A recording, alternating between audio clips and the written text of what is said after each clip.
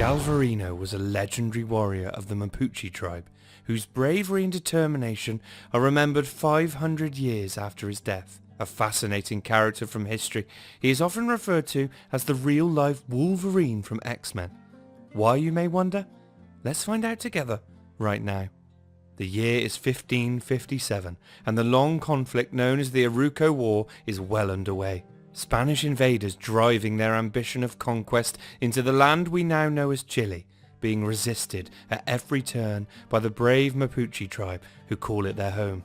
At the Battle of Lagunillas in south-central Chile, an army of Spanish conquistadors routed several thousand Mapuche Indians, capturing around 150 prisoners.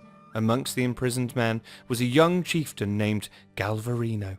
Along with his men, Galvarino was marched back to the main Spanish encampment where a swift trial took place. But rather than simply execute their prisoners and be done with it, the leader of the Spaniards, Governor Mendoza, ordered instead his men to sever the right hand and nose of each captured warrior and to cut off both hands of the leaders such as Galvarino. Mendoza hoped to end the war early by striking fear into his enemy and forcing the Mapuche to surrender. Little did he know, however, that his foe was not so easily intimidated, and in reality, the war would last for over a century. According to Mapuche legend, Galvarino bravely offered up his hands to be cleaved off, demanding in vain that his captors deliver the killing blow. Whether this is accurate is unclear, but it would certainly not be a surprise given the rest of his story. The mutilated soldiers were released and sent back to their tribe to deliver the intended request for surrender. Reaching their destination, Galvarino was taken to the Mapuche general Caupolicán, to whom he was supposed to plead capitulation, but he would do no such thing, instead urging the general to rally their people and fight back against the Spanish invaders.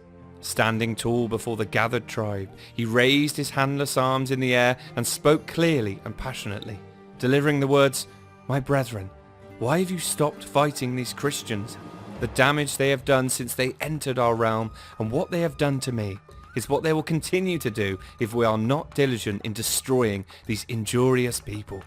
Inspired by the immense bravery of this mutilated young chieftain, Galvarino was named a commander in the Mapuche forces and they began to prepare for war. But Galvarino was not content to merely be the man to rally his people for battle. He was determined to also be the one to lead them. Knowing that he would be useless in a fight given his current state, he took the unbelievable decision to have long, sharp blades fastened to each of his arms, sticking out past the stumps to create two deadly weapons. The real-life Wolverine indeed. This act would transform him into a legend, inspiring his people for centuries to come. What fear he must have struck into the enemy to see a madman charging at them, fire in his eyes and two swords for arms. They began fighting back immediately, and less than a month after his capture and mutilation, Galvarino found himself on the front lines at the Battle of Milarupe. It is said that he entered the battle at the head of the Mapuche army, commanding his men and inspiring them with his words, "My brothers, see that you all fight very well. You do not want to be as I am without hands, so that you will not be able to work nor to eat, if you do not give it to them." He raised his transformed arms high into the air to show his men and spoke the words, "Nobody is allowed to flee, but to die, because you died defending your mother country." With that, he charged headfirst into battle, moving quickly past his army and demonstrating once again his unrelenting bravery, declaring loudly that he would happily die first, and though he no longer had hands, he would do what he could with his teeth.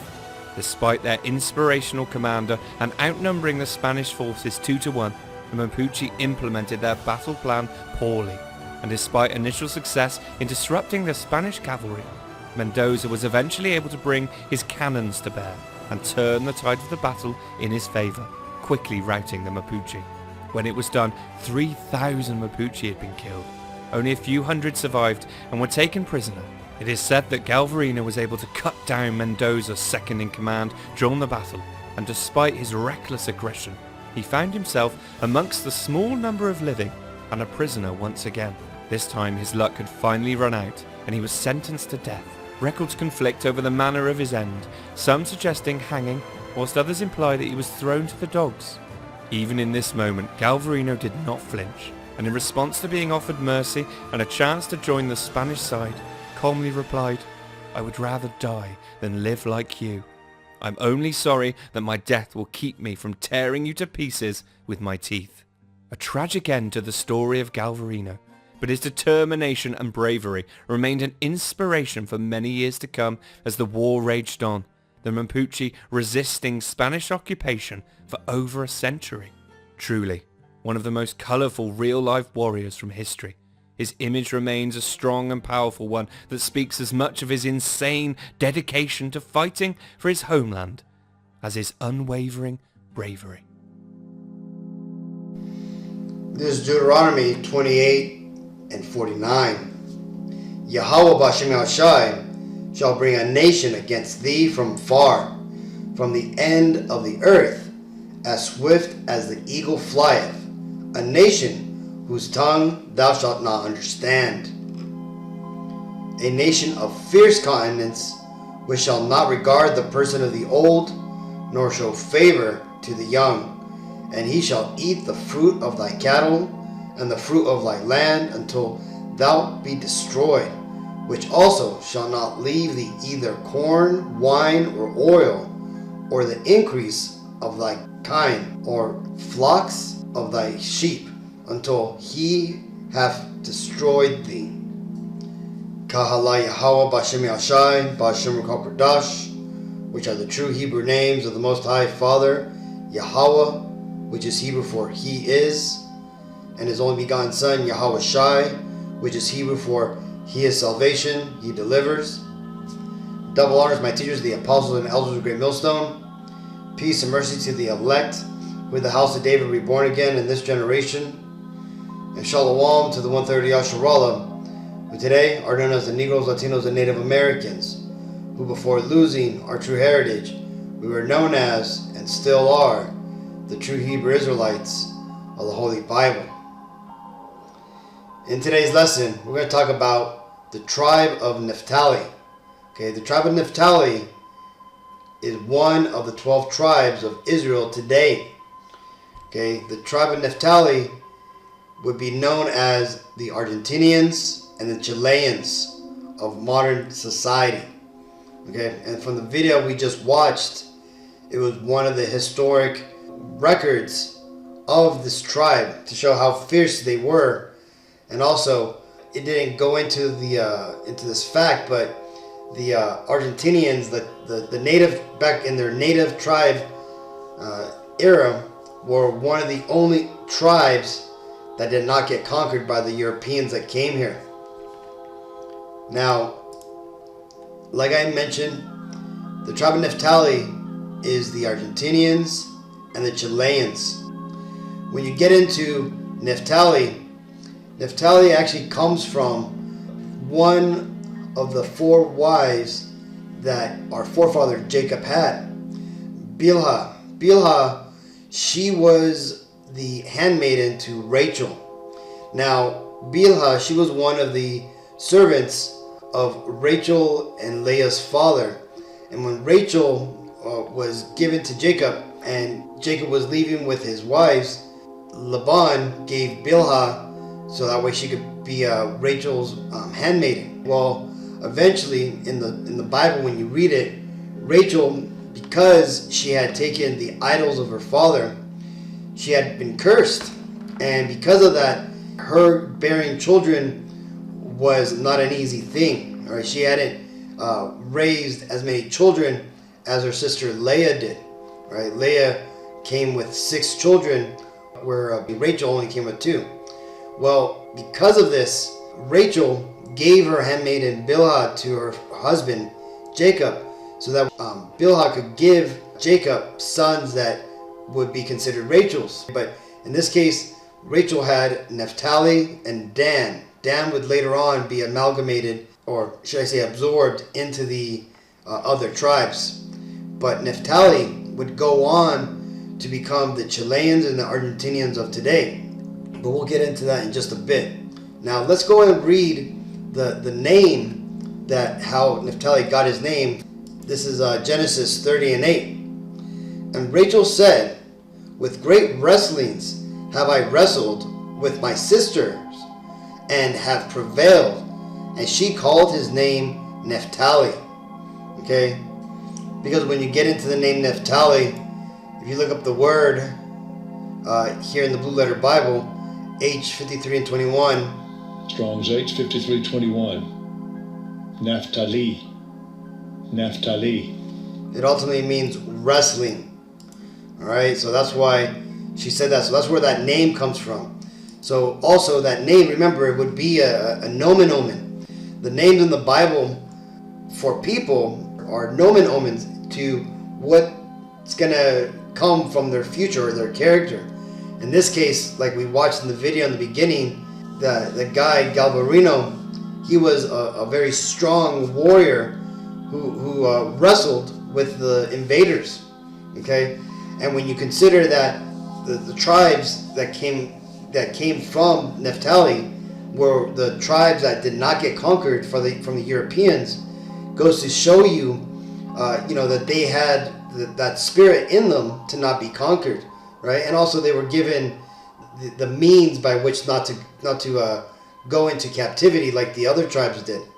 Next, let's go ahead and talk about the blessings that I had mentioned, right? This is, again, how we understand who Naphtali is in these end times, because of this event that took place in the Bible. You can find in Genesis towards the end, right, where it talks about how our forefather Jacob, whose name was changed to Israel, when he knew he was going to come to the end, he was going to move on to glory, he gathered his sons together and prophesied and basically gave each of his sons a blessing and also a small prophecy of what would befall, them. And when I say them, I'm talking about the descendants that come from them. So in this case, Naphtali, this is what our forefather Jacob had to say. Right? He said, Naphtali is a hind let loose.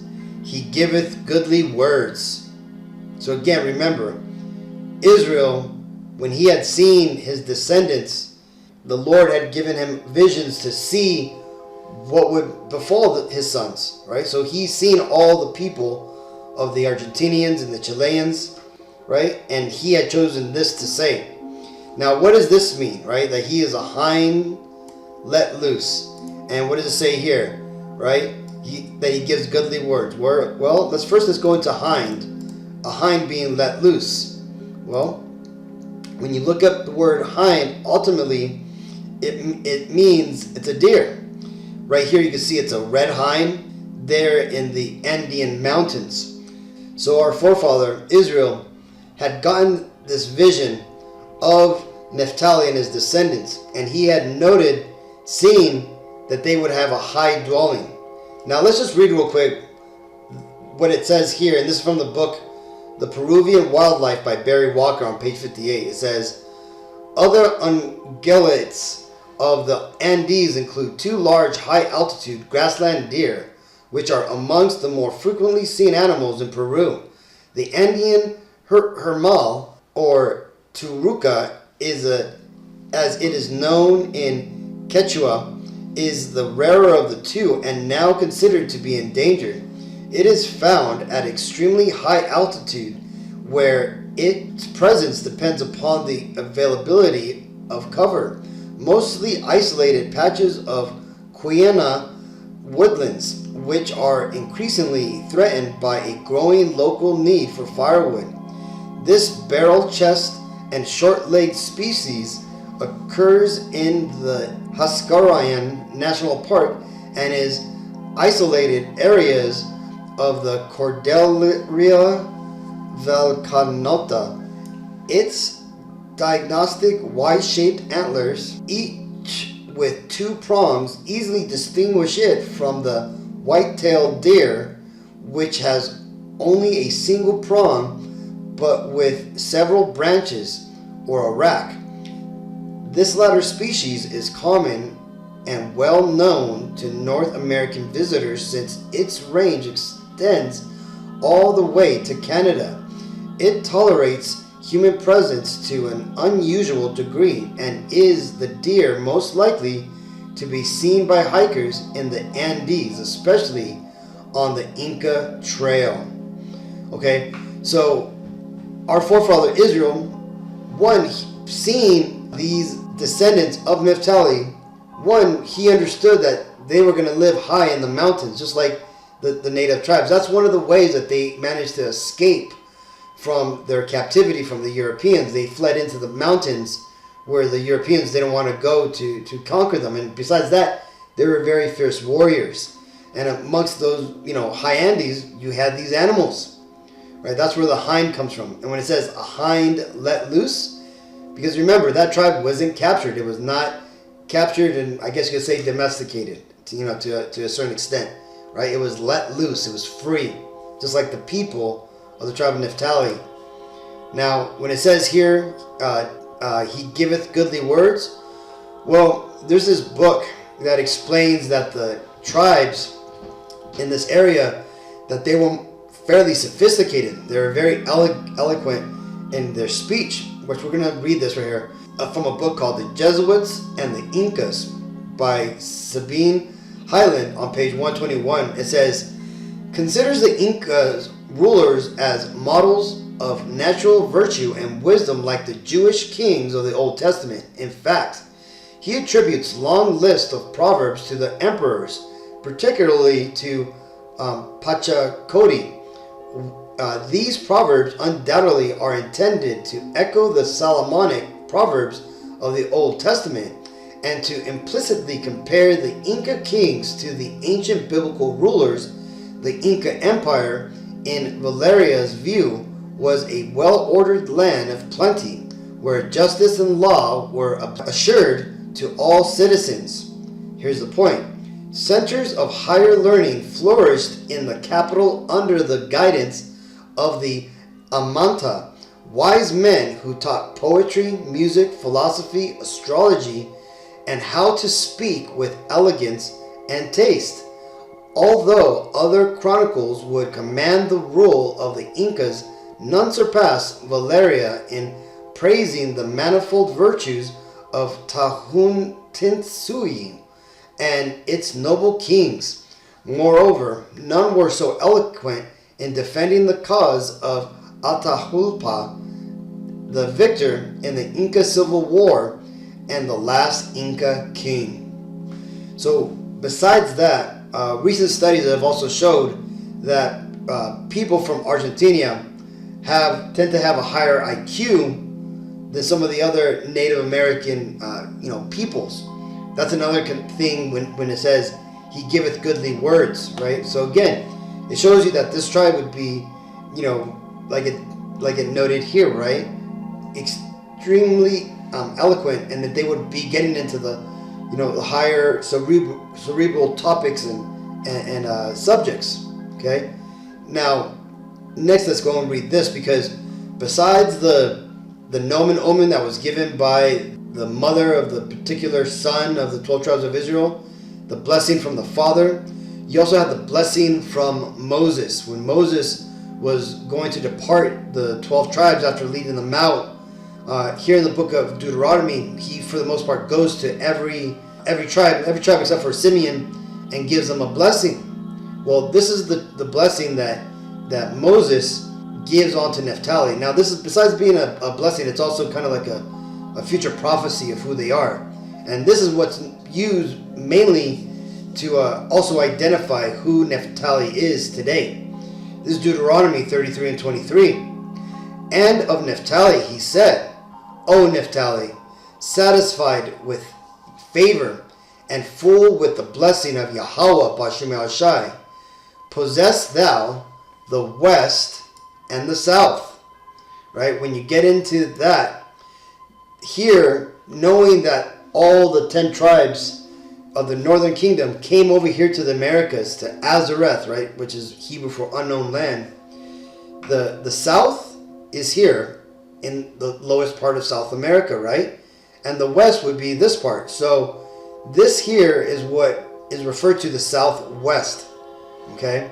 So this is how we know Chile and Argentina, which are the lowest, most west parts of South America, right? Yes, this part over here is, more west, but again, it's in the north.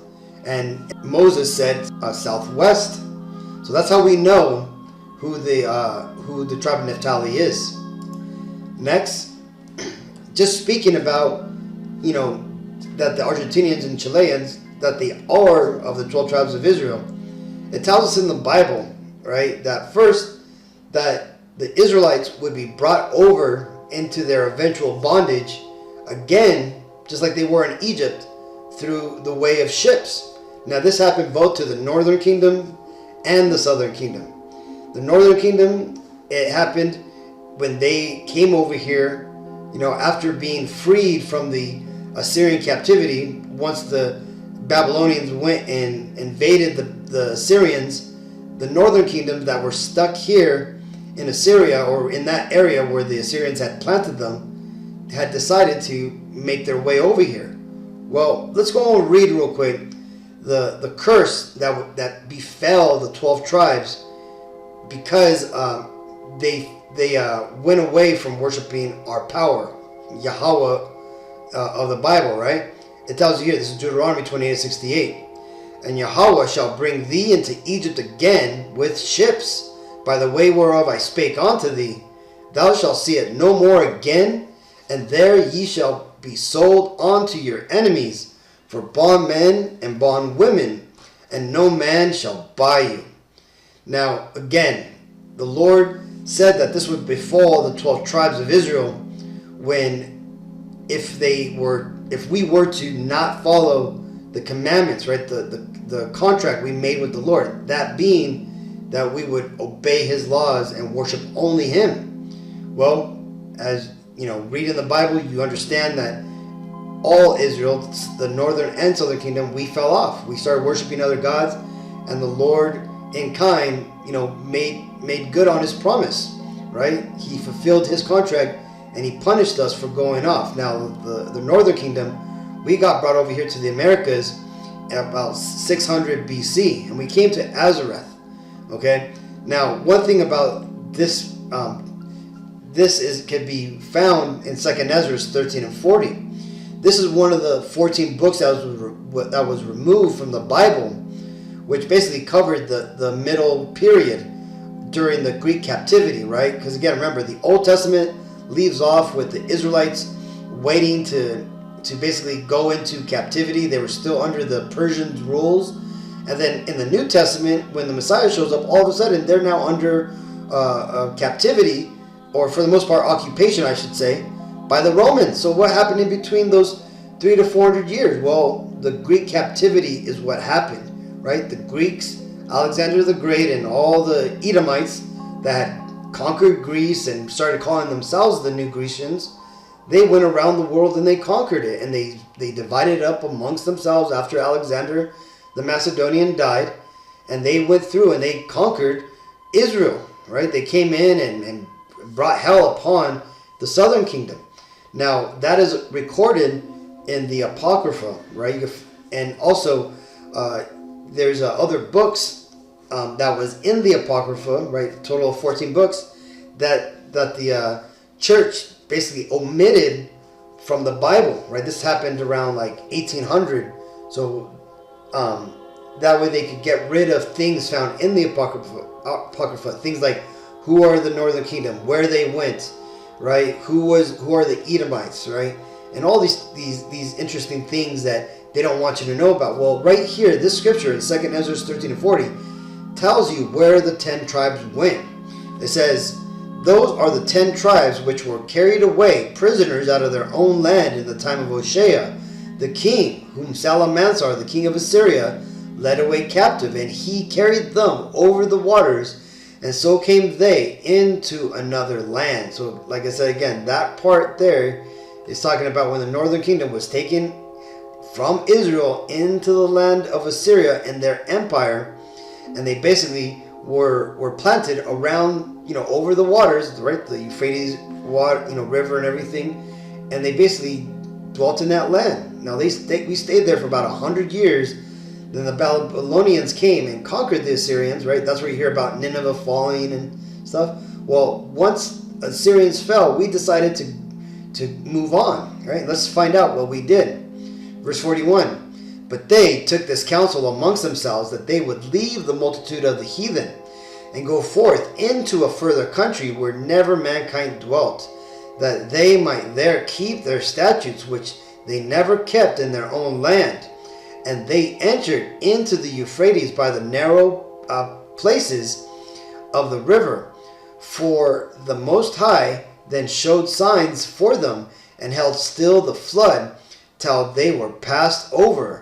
For through that country there was a great way to go, namely of a year and a half, and the same region is called Azareth, right? And that's basically here in the Americas. Okay, Azareth means another land, and remember the nation of Israel had the understanding of the Americas, because when you read First Kings, King Solomon, he basically had the Hamite navy come here to the Americas. They called it the land of Ophir, to come get gold and animals and take them back to King Solomon, right? And they would come every 3 years, a year and a half here and a year and a half back to Israel, right? Here meaning America. So this is why when it says here that the voyage took a year and a half, we understand that that was a one-way trip to the Americas. Okay, so there you go. So that shows you that when the 10 tribes left, they didn't go up to like Europe, like a lot of these Christians like to say. Okay, because it doesn't take a year and a half to go from the Mesopotamia down here up into Europe. That right there is like a 2-month journey.